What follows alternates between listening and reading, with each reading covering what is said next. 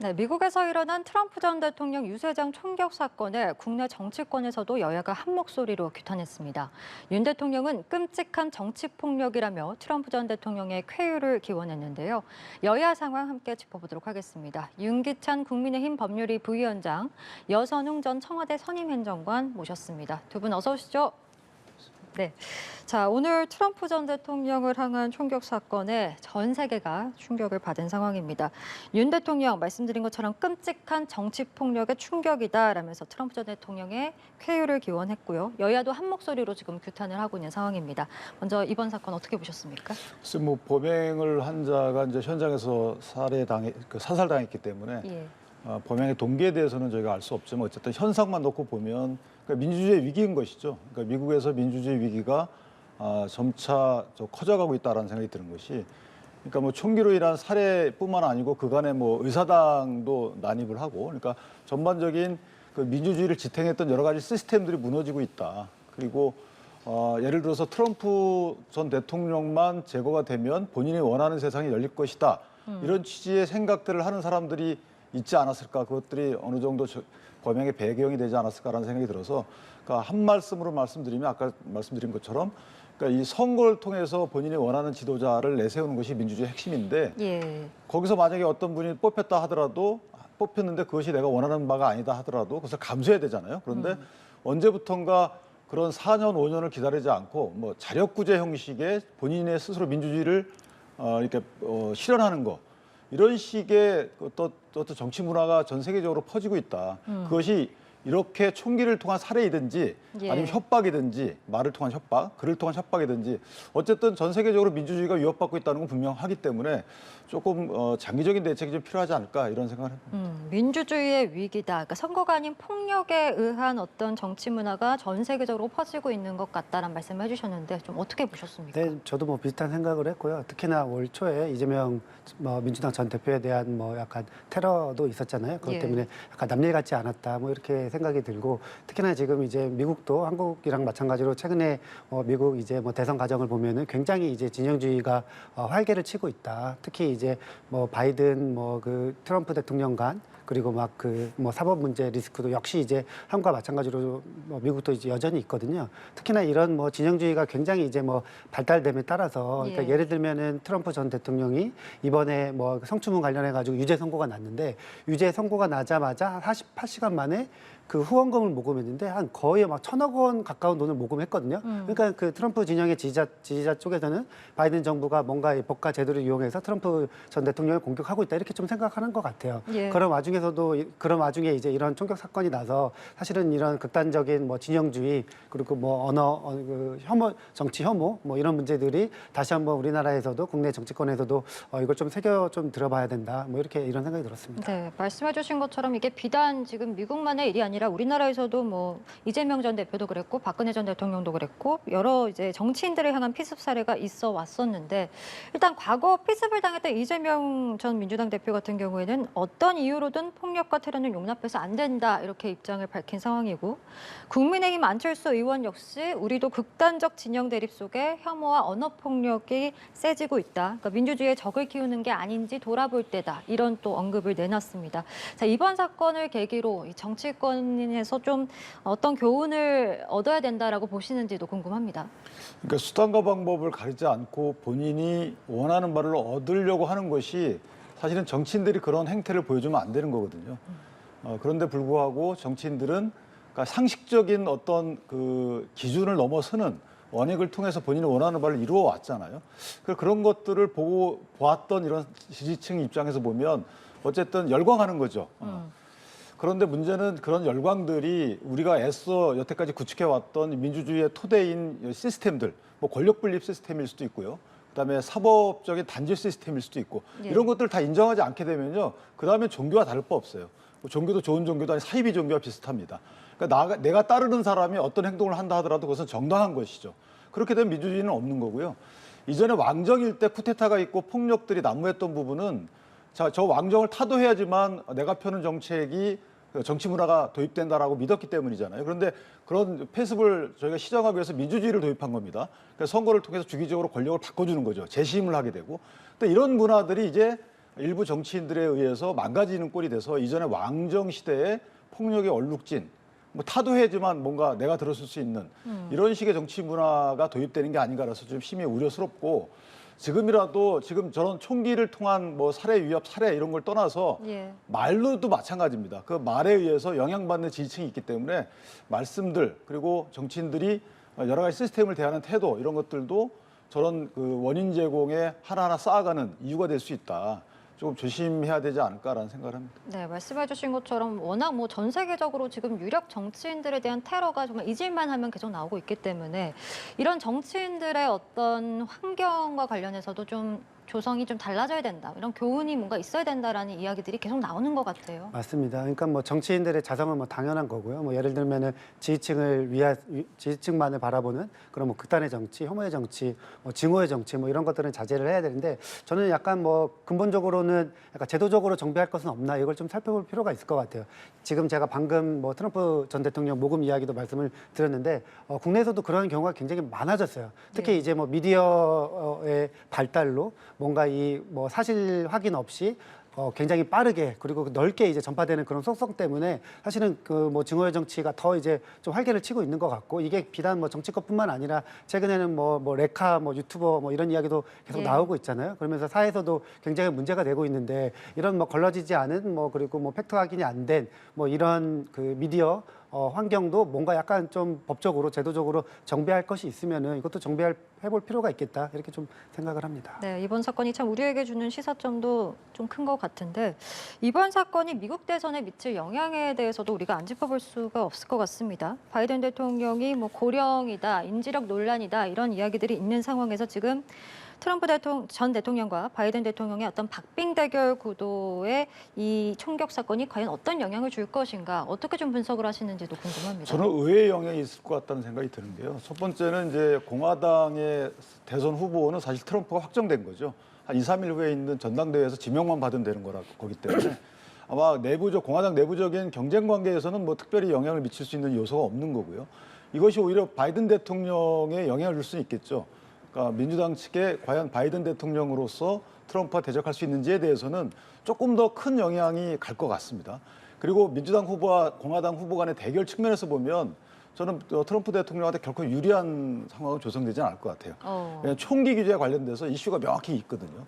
그러니까 전미 총기 연합회에 가서 트럼프 대통령 같은 경우에는 옹호하는 발언을 했죠. 수정헌법 2조를 계속 지켜나가겠다는 취지의 얘기를 했고, 그 말은 총기 규제를 하지 않겠다는 취지잖아요. 예. 근데 민주당 입장에서는 총기 규제를 강력히 주장해왔기 때문에 이런 부분이 오히려 총기 규제와 관련된 여론의 동향을 바꿀 수가 있어요. 그래서 저는 개인적으로 오히려 뭐 공화당 측에 불리한 요소로 작용될 여지도 없지 않아 있다라는 거고, 물론 이제 이 필라델피아 같이 펜실베니아 같이 이렇게 경합주에는 조그만 영향을 미칠 수 있겠지만 전반적인 취지에서 보면 결코 공화당에 유리한 영향으로 바로 귀결될 건 같지는 않다, 이렇게 전망합니다. 의외의 영향을 말씀해 주셨어요. 그러니까 이게 총기 사건이다 보니까 공화당에서는 이제 총기를 이제 허용하는 입장이기 때문에 그런 부분이 그렇게까지 이 지지층을 결집하는데 트럼프 전 대통령에게 도움이 되지 않을 것이다라는 해석이시거든요. 뭐 그렇게 볼 측면도 있고요. 근데 사실은 뭐 이번 같은 경우에는 트럼프 대통령이 총에 맞고도 뭐 스쳐갔다고는 하지만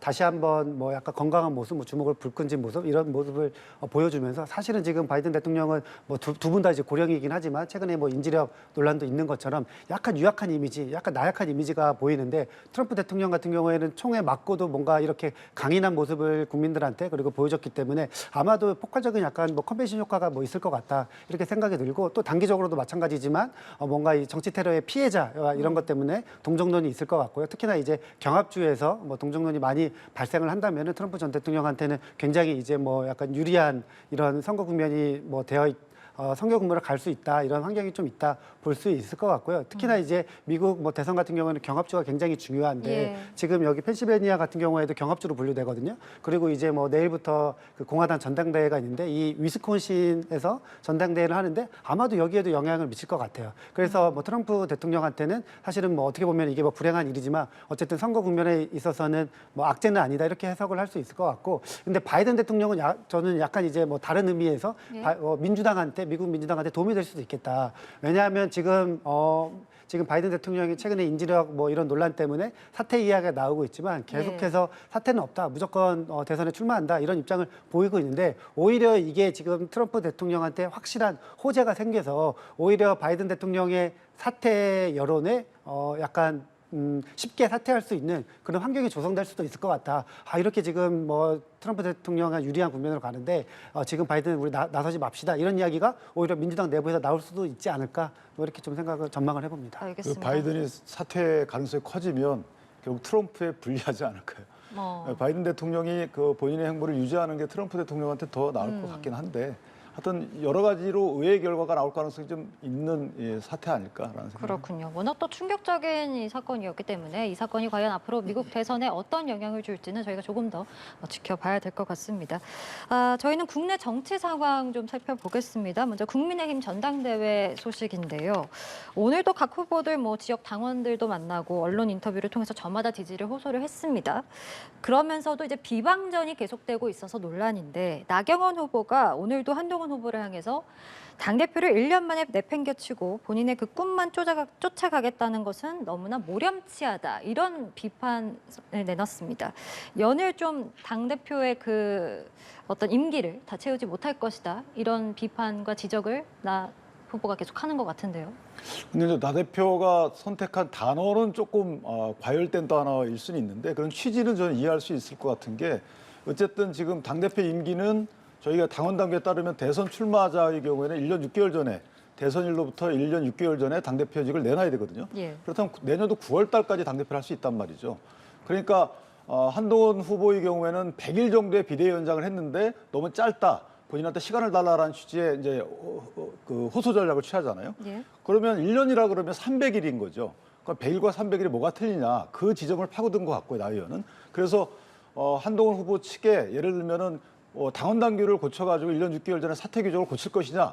이거에 대한 또 암묵적인 질문일 수가 있는 거라서 저 부분은 저는 과열로 평가하는 것보다는 저기에 대한 답을 한동훈 후보가 해야 되는 게 아닌가라는 취지의 저건 뭐 검증 차원의 질문이다. 물론 선택한 단어가 조금 과하긴 하지만요. 그렇게 해석을 합니다. 예, 나경원 후보의 연일 한동훈 후보에 대한 어떤 이런 이야기들 어떻게 보시는지도 궁금하고 사실 그 원희룡 후보와 나경원 후보가 동시에 또 한동훈 후보를 향해서 사천 의혹을 겨냥하기도 했거든요.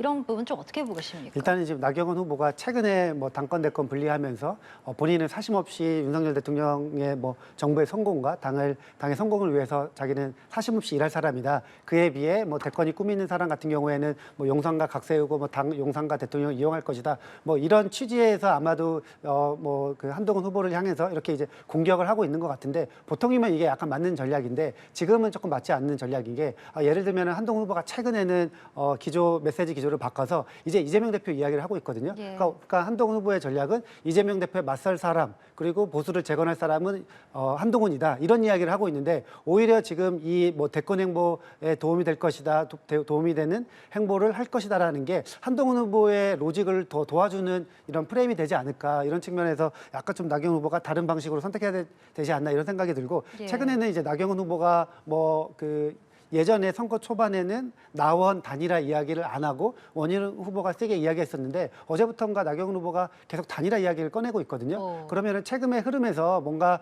원희룡 후보는 주춤하고 본인은 약간 기세를 얻었다는 뭐 이런 의미로 저는 읽혀서 아마도 뭐 나경원 후보가 결선 전략을 지금 이제 조금 내세운 것이 아닌가 이런 생각이 듭니다. 네, 그 나경원 후보와 원희룡 후보 얘기도 해보면 지금 서로를 향해서 상향식 공천 도입은 내가 먼저 한 거다 이렇게 또 신경전을 벌이고 있기도 해서 글쎄요 지금 말씀해주신 것처럼 좀 나 후보가 어떤 단일화 얘기를 계속하는 것도 그런 의미다라고 보여지는 건지 어떻게 좀 해석하고 계신지요? 상향식 공천은 미국이 제일 먼저 했죠, 사실은. 그러니까 정치인별로 상향식 공천은 계속 주장을 해왔던 거고요.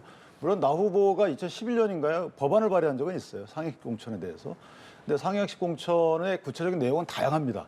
그중에서 예를 들면 상향식 공천을 한 룰 자체 세팅이 뭐 당원들과 지역구민들을 50대 50이냐, 지역구민 전체냐, 아니면 당원 전체냐 이렇게 상당히 다르기 때문에 그 큰 범위 내에 모든 걸 다 포섭시킬 수 있는 개념은 아니에요. 근데 어쨌든 나경원 후보와 원희룡 후보가 상향식 공천 도입을 주장하는 것은 지난 공천에 좀 문제 있다라는 취지의 주장을 각인시키려고 한 취지인 것이죠. 그래서 지난 공천이 어떤 문제가 있는지에 대해서 조금 더 구체적인 주장을 하겠지만 어쨌든 공천은 정당의 가장 큰 혁신 방안 중에 하나거든요.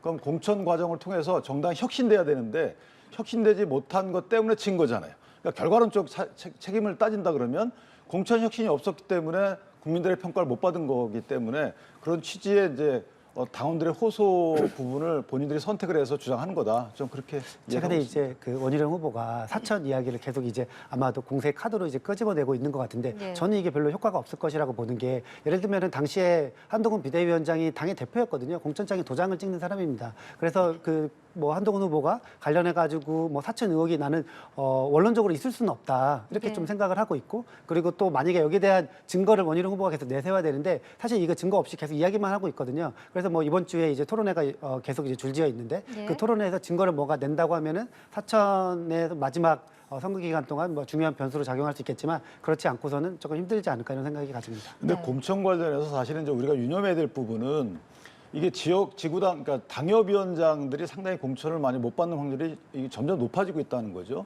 3년, 4년간 그 해당 지구를 책임지고 여러 가지 활동을 해왔는데 그것에 대한 이제 문제 제기들을 하고 있는 것 같고 또 하나는 어쨌든 공천 과정에서 비례 공천을 제가 예를 들면 뭐 사천인지 아닌지 이런 건 모르겠습니다만은 어쨌든 모 의원은 2번 연속 비례대표를 받아요. 네. 저는 이거는 좀 문제가 있다고 봅니다.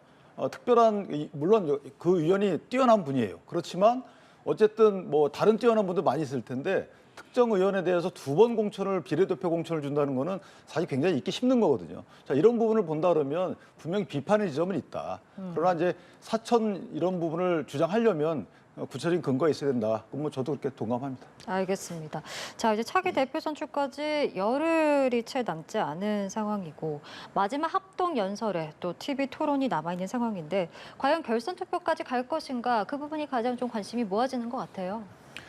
아무도 예상하기 어렵죠. 예. 그런데 어쨌든 지난 당대표 경선 과정을 보게 되면 여론조사의 결과와 당원 실제 투표 결과와는 조금 차이가 있어요. 그래서 어떻게 작용될지 모르겠지만 아직까지 나온 여론조사 결과만으로 쉽게 예단하는 것은 조금 섣부르다 이런 생각이 들고요. 변수가 몇 가지 남아있긴 하죠. 예를 들면 1, 2, 3, 4 네 분 중에 마지막 4등이라고 생각하시는 분이 어떤 행보를 할 것인지가 저는 예. 가장 큰 변수라고 생각합니다. 나머지 2, 3등을 하실 거로 예상되는 분들은 어차피 결선 투표제가 있기 때문에 결선 투표 때까지는 단일화는 쉽지 않은 것 같고요. 예. 그렇다면 나머지 이제 4등이 예상되는 분이 어떤 행보를 할지가 앞으로 남은 변수가 아닐까 이런 생각이 듭니다. 알겠습니다. 이 이야기도 좀 해보겠습니다. 야당인 민주당에서 지금 해병대원 특검법 거부권 행사를 규탄하는 여론전을 이어가고 있는 상황인데 일각에서 지금 특검법 부결을 대비해서 상설 특검 카드가 거론되고 있는 것 같아요.